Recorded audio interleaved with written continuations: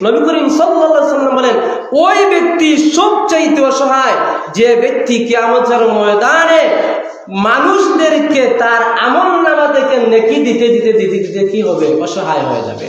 এখন আপনি যদি পৃথিবীর মধ্যে কোনো ব্যক্তির কাছ থেকে কোনো ব্যক্তির হক নষ্ট করেন, অথবা কোনো ব্যক্তির বাড়ি থেকে আপনি কোনো জিনিস চুরি করে নিছেন, এই জিনিসটা পৃথিবীর মধ্যে আমরা বিচার আদালতের মাধ্যমে কি করি, ক্ষতিপূরণ হিসাবে টাকা পয়সার মাধ্যমে কি করি, মানে মীমাংসা করে ফেলি। কিন্তু কিয়ামতের ময়দানে আপনি কি করবেন?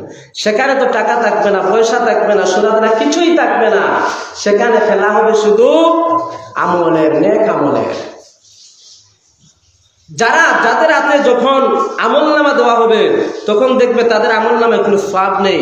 তখন আল্লাহ পাক রব্বুল আলামিন ডাক দিবেন ওই সমস্ত ব্যক্তিদেরকে, যেই সমস্ত মানুষদেরকে কি করা হয়েছিল, জুলুম করা হয়েছিল, হক নষ্ট করা হয়েছিল, ওই সমস্ত মানুষদেরকে একত্রিত করা হবে।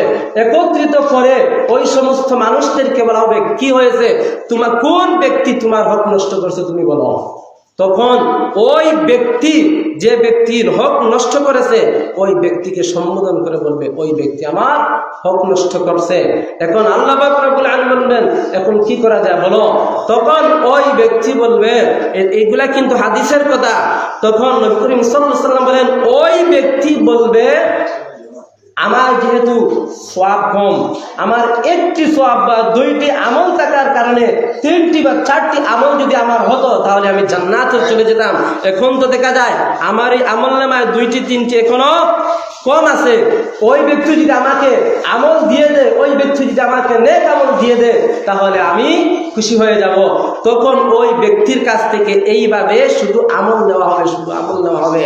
শেষ পর্যন্ত দেখা যাবে ওই ব্যক্তির আমলনামায় আর কোনো সওয়াব থাকবে না।